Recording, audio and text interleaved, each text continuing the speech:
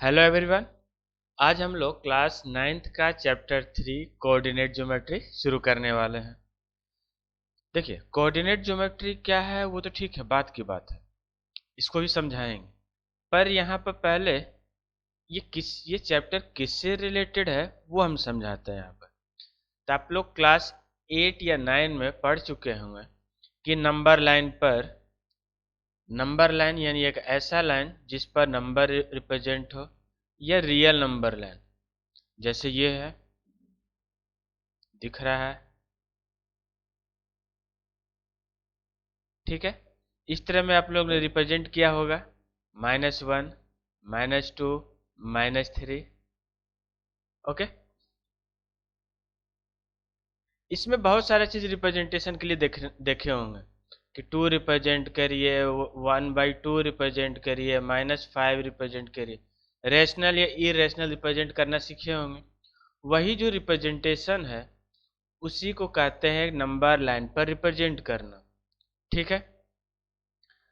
अब हम यहाँ पर कुछ अदर केसेस देखेंगे जिसमें एक से ज़्यादा नंबर लाइन आए। चलिए, तो इसको देखने से पहले ये पहला एग्जांपल है वो देख लेते हैं। इसको इरेज कर ले। देखिए, ये पहला क्या समझाना चाह रहा है, ये कि एक मेन रोड है। ये एक मेन रोड है जो ईस्ट से वेस्ट की ओर जाता है और इधर बहुत सारा घर है। तो यहाँ पर नॉर्मल एड्रेस में क्या बोलते हैं कि स्ट्रीट 1 में फोर्थ हाउस उसका है, जैसे नॉर्मल अमेरिका या बड़े देशों में, या उस तरह का इलाका जहाँ पर वेल डिफाइंड घर बनाया गया है प्रोजेक्ट की तरह। जैसे बहुत अच्छे अच्छे जगह अब जो बन रहे हैं वहाँ पर हर चीज़ ऑर्गेनाइज तरीके से बनाया जा रहा है कि यहाँ पर घर होगा, घर भी होगा तो किस तरह का, किस तरह उसको नाम देंगे, उसी टाइप का। इस तरह आजकल नहीं कि कहीं भी कोई भी गली में थोड़ा सा इस तरह जगह मिला थोड़ा सा बना लिया, आगे मिला थोड़ा सा बना लिया, इस तरह नहीं, ठीक है। तो यहाँ पर एक पहला स्ट्रीट है, पहला स्ट्रीट में तीसरा नंबर घर, उसी तरह इधर दूसरा स्ट्रीट है। मतलब ये जो अलग अलग स्ट्रीट है, स्ट्रीट में बहुत सारा घर है, उसको रिप्रेजेंट कर रहा है, ठीक है। तो यहाँ पर ये जो ग्राफ रिप्रेजेंट हो रहा है ये घर को दिखा रहा है कि एक रास्ता जो जा रहा है उसके दोनों तरफ बहुत सारे स्ट्रीट्स है, उस स्ट्रीट्स में बहुत सारे घर हैं। ओके, अब दूसरा सिचुएशन समझिए। मान लीजिए एक पेपर है, ये एक रेक्टेंगल पेपर है। यहाँ पर इस पेपर पर एक पॉइंट डिनोट किया गया है। तो हम किसी को अगर बोलेंगे कि इस पेपर पे ये पॉइंट है, ये कहाँ पर डिनोट है, तो आप कैसे बोलोगे कि बस पेपर पर कहीं एक पॉइंट ले लो, क्योंकि हमने तो दिया है ए, वो ले लेगा, हो सकता है बी, कोई ले लेगा सी, फिक्स तो है नहीं। तो फिर कैसे बताएंगे उसको? तो उसको हम बताएंगे इस पेपर के लोग पहले इस तरह वर्टिकली फोल्ड करेंगे, फिर हॉरिजेंटली। वर्टिकली फोल्ड करने का मतलब इसको इस तरफ ला के फोल्ड करेंगे, फिर इसको नीचे ला के फोल्ड करें। जब ये फोल्ड करेंगे तो पता चलेगा कि इस किनारे से ये 5 सेंटीमीटर है और इधर से इधर 9 सेंटीमीटर है। तब हम बोल सकते हैं कि ये जो पेपर है एक किनारे से 5 सेंटीमीटर लो, फिर दूसरे किनारे से 9 सेंटीमीटर लो, जो जहाँ पॉइंट कट करेगा वो होगा हमारा ए। पर ये भी तो ठीक है, ये बोल दिया 5 सेंटीमीटर, पहले 5 बोला फिर 9 बोला, क्या जरूरी है दूसरा आदमी 9 भी ले ले 5 भी ले ले, कुछ भी ले सकता है।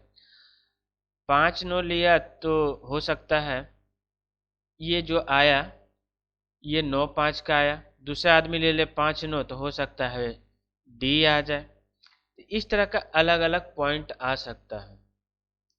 तो इसी चीज को हम लोग यहाँ पर थोड़ा सा वेल डिफाइंड मैनर में रिप्रेजेंट करने के लिए देखेंगे, ठीक है। अब यहाँ पर कुछ क्लासरूम का एक्टिविटी देखते हैं, क्या सीटिंग प्लानिंग, लोग कैसे बैठ रहे हैं। सीटिंग प्लानिंग, तो इसमें क्या देख रहे हैं तो पहले कुछ सीटिंग अरेंजमेंट देख लेते हैं। मान लीजिए कोई ऑर्केस्ट्रा हो रहा है, ऑर्केस्ट्रा या फिर या मूवी थिएटर, उसमें इस तरह लिखा जाता है कि कॉलम 1 2 3 रो 1 2 3 4। इसमें बोला जाता है कि आप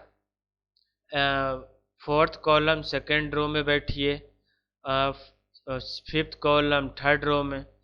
इस तरह का जो अरेंजमेंट होता है इसको कहते हैं सीटिंग अरेंजमेंट। क्या कहते हैं? Seating arrangement. यानी सीटिंग अरेंजमेंट में ये डिफाइन फिक्स हो जाता है कि पहले रो लेना है फिर कॉलम।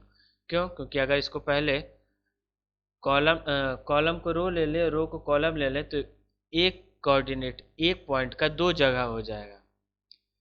तो ये सब चीज़ जो हम लोगों ने डिस्कस किया है ये किसी प्लेन में है, और वैसा प्लेन जो जो दो लाइन है वो दोनों एक दूसरे के कैसा है? परपेंडिकुलर है। और उसमें जो लाइन है जिस पॉइंट को रिप्रेजेंट करना है उसको हम लोग डॉट से रिप्रेजेंट करते हैं। ठीक है, तो ये सिंपल आइडिया बार बार कोशिश करने पर आया कि कैसे क्या है। तो इस तरह के जो पोजीशन के बारे में बताएं उसको बोलते हैं कोऑर्डिनेट ज्योमेट्री। ठीक है, ज्योमेट्री इसलिए क्योंकि कोई ना कोई प्लेन फिगर में रिप्रेजेंटेशन है। कोऑर्डिनेट इसलिए सॉरी कोऑर्डिनेट इसलिए क्योंकि हम किसी पॉइंट को रिप्रेजेंट कर रहे हैं। अब ये कोऑर्डिनेट ज्योमेट्री कौन लाए? ये फ्रेंच फिलोसोफर ने इस चीज़ को सबसे पहले स्टार्टिंग में स्टडी किया। ये जिनका फोटो आप यहाँ पर देख रहे हैं इनका नाम है रेने डिस्कार्टिस। ठीक है, इन्होंने ही सबसे पहले किसी प्लेन में कोऑर्डिनेट ज्योमेट्री का बात कहा कि किसी पॉइंट को कैसे रिप्रेजेंट करें। तो इसको हम लोग कार्टेशियन सिस्टम भी कहते हैं। ठीक है, चलिए अब यहाँ पर कुछ एक्सरसाइज आया, इसको थोड़ा सा समझते हैं। क्या exercise 3.1? How will you describe the position of table lamp on your study table? ये मान लीजिए मेरा एक स्टडी टेबल है। ठीक है, इस पर यहाँ पर हमारा टेबल, यहाँ पर हमारा क्या है? Table lamp. तब किसी को कैसे बताएंगे कि इस पॉइंट पर हमारा टेबल लैंप है? तो क्या बोलेंगे? तो यहाँ पर हम लोग यही बोलते हैं किसी चीज़ को, अगर कोई पहली बार जाता है हम लोग उससे दूर हैं तो बोलते हैं भाई वहाँ बुक पर देख, लेफ्ट साइड से क्या है? बोलते हैं भाई लेफ्ट साइड से देखना, लेफ्ट साइड से कुछ दूर पर एक चीज़ होगा, वहाँ से फिर आगे 5 इंच 10 इंच कुछ भी मेजरमेंट करके बताते हैं, यहाँ पर जो चीज़ है वो उठा के ले आओ। या फिर अगर हमारा कोई स्टडी टेबल है वहाँ पर ढेर सारा बुक है तो बोलते हैं भाई राइट साइड से देखो, बुक तो हर कॉर्नर पर होगा टेबल है तो यहाँ पर बोलते हैं ना भाई राइट साइड का लास्ट में जो सबसे नीचे वाला बुक है इसी तरह रिप्रेजेंट करते हैं। यहाँ पर भी वही चीज़ है, बोलेंगे कि भाई टेबल का लेफ्ट साइड से 5 सेंटीमीटर तुम लो, फिर उस 5 सेंटीमीटर से तुम सीधा 15 सेंटीमीटर जाओ, यहाँ पर जो टेबल लैंप है उसको उठा के लिया, क्योंकि हो सकता है इसके टेबल लैंप पर 2-3 लैंप हो। इस तरह का चीज़ यहाँ पर इस तरह हम इसको एक्सप्लेन करेंगे। ये नॉर्मली ये सब चीज़ एग्जाम में आएगा नहीं, पर इसको छोड़िए नहीं। क्यों? क्योंकि ये कहीं ना कहीं रिप्रेजेंटेशन सिखा रहा है कि कैसे रिप्रेजेंट करें। इसी तरह अगला क्वेश्चन है, एक स्ट्रीट प्लान है, देख लेते हैं। फिगर नहीं है, फिगर कौन सा है? 4 पॉइंट नहीं। एक सिटी है जिसमें 2 मेन रोड है which crosses each other at centre. एक सिटी है जिसमें 2 मेन रोड है, ये रहा 2 मेन रोड एक दूसरे को कट कर रहा है।